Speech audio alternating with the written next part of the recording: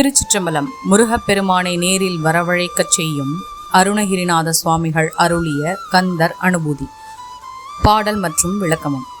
அருணகிரிநாத சுவாமி திருவடிகள் போற்றி போற்றி. இன் 25. மெய்யே எனவெவ்வினை வாழ்வை உகந்து ஐயோ அடியே நலய தகுமோ கையோ அயிலோ கழலோ முழுதும் செய்யோய் மயில் ஏறிய சேவகனே. முருகப்பெருமானின் கரங்களின் நிறம் செம்மை. அவை பக்தர்களுக்கு பாதுகாப்பை தருகின்றது. அவை அபயகரங்கள், அதாவது பக்தர்களுக்கு அச்சமின்மையையும் ஆசிகளையும் வழங்கக்கூடியது. அவருடைய கரங்கள் முடிவில்லாமல் வரங்களை கொடுத்து கொடுத்து சிவந்த கைகள்.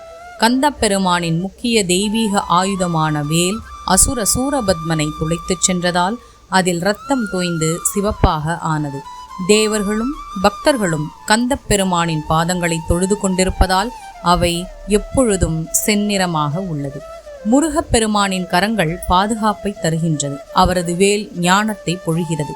அவரது பாதங்கள் முக்தியை அளிக்கிறது. கரங்கள், வேல், பாதங்கள் ஆகியவை மட்டுமின்றி முருகப்பெருமானின் முழு சரீரமுமே செம்மை நிறத்தை உடையது.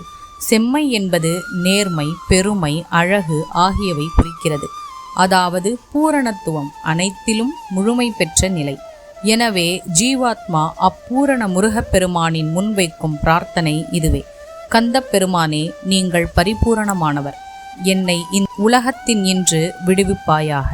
நானும் பூரணத்துவத்தை அடைந்திடும் சரியான வழியை, உண்மை வாழ்வை காட்டுவாயாக என்று கூறக்கூடிய இந்த பதிகம். கற்றதன் பலன் கந்தன் கழலடிக்கு தன்னை அர்ப்பணம் செய்வதே ஆகும். இனி கந்தன் தருவான் எதிர்காலம். திருச்சிற்றம்பலம்.